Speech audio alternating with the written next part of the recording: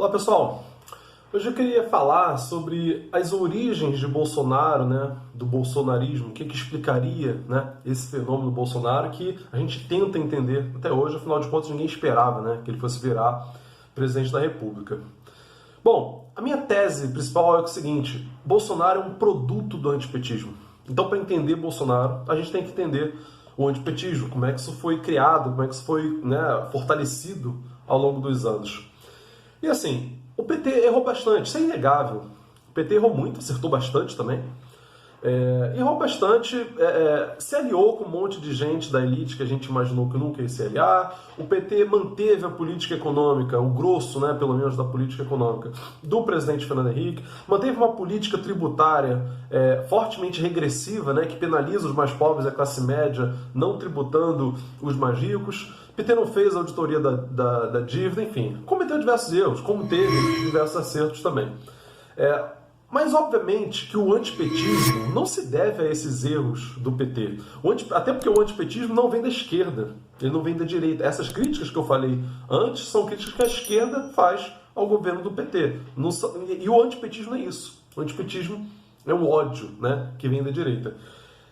E uma das questões principais, né, que tem com relação ao PT, a crítica principal, é com relação à corrupção. Parece que o PT inventou corrupção no Brasil, que o Brasil é um país que não tinha corrupção, que era uma Suécia, e aí chegou o PT, em 2013, ao poder, e começou a roubar aqui, roubar tudo, e aí destruiu o Brasil virou uma grande desgraça. No senso comum chega desse modo, muita gente reproduz esse tipo de discurso, né? No senso comum, o grande problema da política é a corrupção, que é o fato de políticos roubarem. Os políticos são desonestos, os políticos roubam tudo do povo. Se você resolver esse problema da corrupção, o Brasil viraria uma maravilha, né? Que, aliás, é um assunto para um vídeo específico, né? Uma análise específica, é um assunto longo. Parece que resolvendo o problema da corrupção, resolve o problema do Brasil. Ou seja, o Brasil é uma maravilha, não tem conflito de classe, não tem desigualdade social, não tem pobreza, não tem outras coisas. O problema é corrupção. E aí vem o PT e é a maior expressão da corrupção do mundo. Ou seja, é a visão, né, que está no senso comum. E por que as pessoas acham isso? Né? Por que as pessoas chegam a essa conclusão de que o PT parece que inventou a corrupção no Brasil? O PT encarnou, né, esse ódio aos políticos foi transformado em ódio ao PT. Parece que o PT foi o grande mal. Né? Você teve aquele série, né, um mecanismo que botou Lula como um grande demônio e tal. Foi feito pela grande mídia um grande massacre midiático. Isso é um fato. Isso é documentado. Tem estudos que comprovam isso. Eu gosto sempre de citar o estudo feito pelo professor João Ferres, do Departamento de Ciência Política da Universidade do Estado do Rio de Janeiro, que é onde eu estudei, fiz minha graduação, meu mestrado e tal. Ele tem um estudo, né, coordena um projeto chamado Manchetômetro, podem pesquisar aí na internet, é bem interessante. Vou deixar também o link aqui na descrição do vídeo para vocês poderem pesquisar isso. Esse projeto Manchetômetro mostrou como é que os governos, os grandes jornais, né, do Brasil, o Jornal Globo, o Jornal Estadão, o Jornal Folha de São Paulo, como é que eram retratadas manchetes de jornal relativas ao PT, né, ao governo Lula, ao governo Dilma, e a outros governos. E constatou-se claramente que a imensa maioria das notícias relativas ao PT eram notícias negativas. Vamos lembrar que não existe neutralidade na mídia, nenhuma informação é neutra, você pode passar a mesma informação de diversas formas, querendo dar uma conotação positiva ou negativa. Então, foi feito, isso é inegável, um massacre midiático, aliás, com manipulações grosseiras, inclusive. Teve um caso, não sei se foi Folha de São Paulo, Estado ou Estadão, que teve uma mala cheia de dinheiro lá, e escrito Lula não sei o que de corrupção. Só que a notícia do Lula estava falando de outra coisa. Aquela imagem ali era para retratar um outro caso de corrupção, que não tinha a ver com Lula. Mas, quando você coloca dessa forma, todo mundo que olha o jornal de forma rápida vai ter essa impressão. Então, foi feito manipulações das formas mais grosseiras que você possa imaginar. A mídia massacrou o PT, a grande mídia, o quanto pôde. Outro fator também, né, as fake news é uma questão bem importante da gente analisar, né? E aí, isso não se deve à grande mídia, né? Mas se deve a esse mundo subterrâneo do WhatsApp. E essas fake news não são do nada, não são pessoas comuns que aleatoriamente resolvem espalhar as fake news. Isso é uma coisa política, organizada. Você tem toda a estratégia de manipulação do Steve Bannon, que esteve por trás da campanha do Trump, que esteve por trás também da campanha do Bolsonaro aqui no Brasil. Então, essa chuva de fake news que chegou aí no celular da sua avó, da sua tia, não é uma coisa aleatória, não é foram pessoas comuns que fizeram isso, né? A grande elite brasileira patrocinou essas fake news. Elites, think tanks dos Estados Unidos também ajudaram a bancar essas fake news, que faz parte de uma guerra híbrida, faz parte de uma guerra política para você derrubar um governo, e ajudou, de fato, a derrubar o governo Dilma, a criar um ambiente de ódio ao PT, que explica isso também.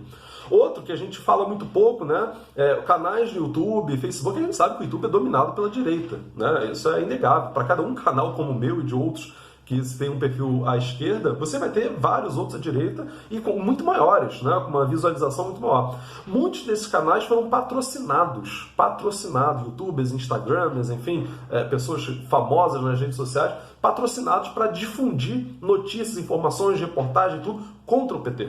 Né? Tem patrocínio para esse tipo de grupos.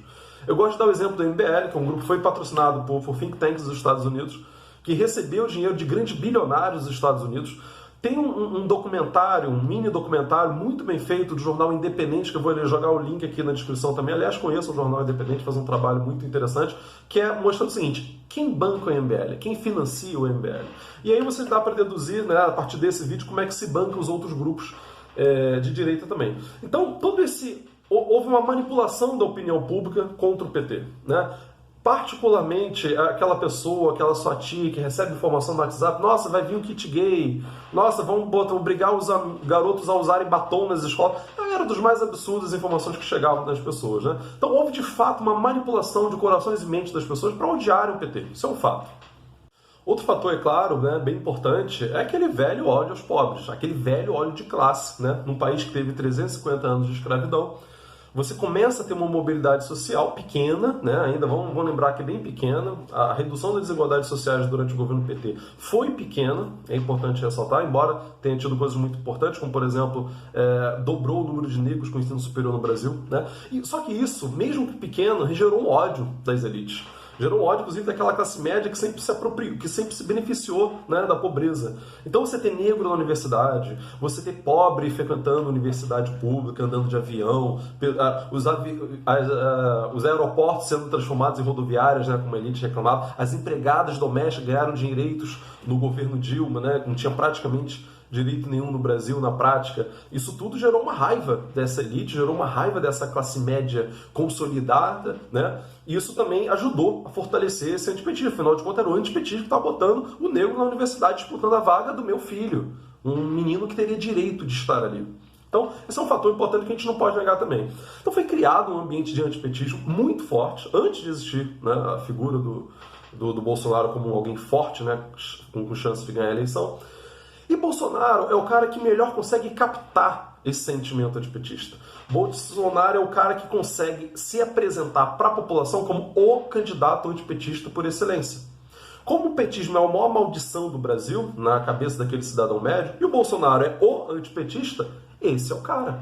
Esse é o cara que vai nos livrar de todo mal. Fora, logicamente, né, o perfil do Bolsonaro. Um homem branco, militar, um homem cristão, super importante isso. O Bolsonaro tem um forte apoio, né, dos evangélicos, se alia às igrejas evangélicas para conseguir chegar ao poder. Então, a motivação do voto no Bolsonaro é um voto anti-PT. Tanto que a justificativa para o governo Bolsonaro ser uma desgraça agora, quando você pergunta a quem votou no Bolsonaro qual argumento que ele tem para defender o governo Bolsonaro, ele não tem nenhum, ele vai falar: mas e o PT? E o Lula? Quer dizer, ele não tem nenhum outro argumento senão o antipetismo. Porque essa foi a motivação dele votar, né, no Bolsonaro. O Bolsonaro não existiria sem o antipetismo. O Bolsonaro é um produto do antipetismo.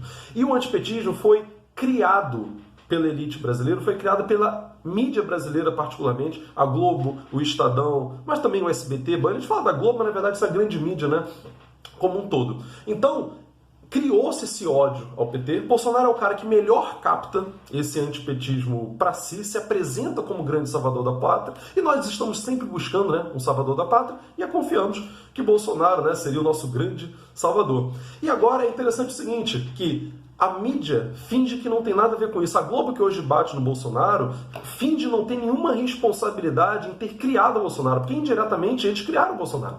Eles criaram o antipetismo, a grande mídia, de tanto que massacraram o PT, com todo o discurso raivoso que criaram ao longo dos anos, criaram isso para eleger alguém da direita tradicional, de preferência alguém do PSDB, como sempre foi o partido dessas grandes mídias. Só que esses partidos não conseguiram capturar o voto para si. E aí acabaram produzindo Bolsonaro. Não foi a intenção dessa grande mídia eleger Bolsonaro, mas eles produziram indiretamente. Produziram sem querer. Tem responsabilidade, sim, na eleição de Bolsonaro, embora eles finjam que não tem nada a ver com isso, né, de uma forma bem cara de pau. Então, a gente não vai entender Bolsonaro sem entender o que está de fato por trás do sentimento antipetista, que é o que gerou Bolsonaro. Sem entender a lógica das fake news, sem entender a lógica dessa mídia hegemônica, o fanatismo religioso, que é algo seríssimo, gravíssimo no Brasil, né? A gente fala do fundamentalismo islâmico, mas tem o fundamentalismo cristão muito forte no Brasil, né? Esse militarismo fascista que sempre existiu e botou a cara para fora agora, né? E, lógico, para concluir, o velho ódio aos pobres. Se a gente não entende esses fatores, se a gente não entende o que está por trás desse antipetismo, a gente não vai entender de modo algum o fenômeno do Bolsonaro. Pessoal, para você que chegou, né, até aqui no final do vídeo, né, não esquece de curtir o vídeo, se inscrever no canal e tal, para que esse vídeo chegue, né, a mais pessoas. Valeu, até a próxima.